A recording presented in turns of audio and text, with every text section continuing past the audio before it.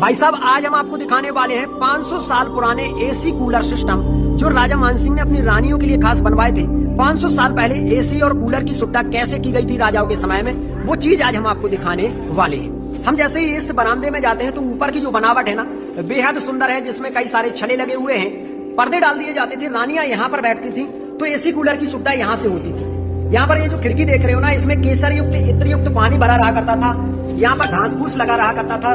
सामने जो एक हॉल है इसमें एक बम्बा बांस का डाल दिया जाता था, उस तरफ एक बिजना लगा रहा करता था, एक इस तरफ। ये पहाड़ी पर किला बना हुआ है, तो जब वो घूमता था ना तो यहाँ से पानी को छूती हुई खुशबूदार हवा यहाँ पर आया करती थी, यहाँ पर रानियां बैठी रहा करती थी और यहाँ पर ये एसी कूलर सिस्टम से हवा आया करती थी।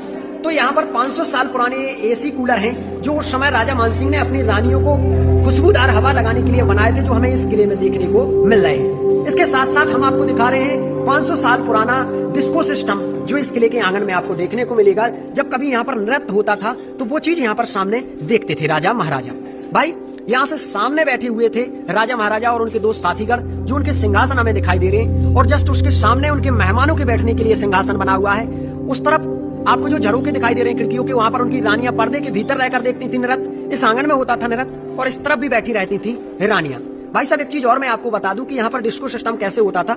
यहाँ पर कांच लगे रहते थे और इन पत्थर के बीचों बीच में भी कई प्रकार के रंग बिरंगे कांच लगे रहते थे। ये लैंप स्टैंड है उस समय के, तो लैंप रखी रहती थी इनके ऊपर, और भाई इस तरफ की लैंप की रोशनी पड़ती थी उस तरफ लगे हुए कांचों पर, उस तरफ के लैंपों की रोशनी पड़ती थी इस तरफ के कांचों पर, दोनों की रोशनी पड़ती थी बीच में नाच कर रही नर्तकाओं पर, और भाई उनके ऊपर कई प्रकार के रंग दिखाई देते थे, इसीलिए बोलते हैं इसे डिस्को सिस्टम।